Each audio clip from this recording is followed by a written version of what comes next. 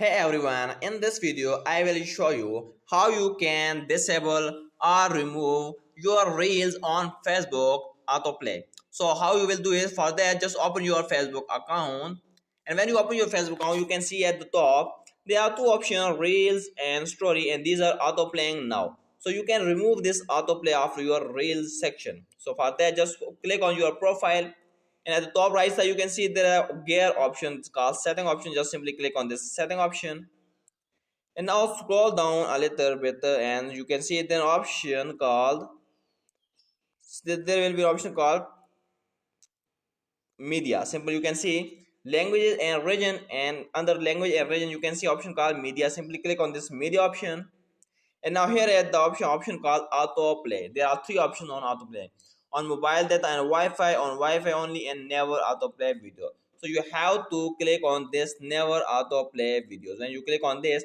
now your stories or reels will not be autoplay on your Facebook, and this is the only way you can disable or remove your reels autoplay videos on your Facebook account.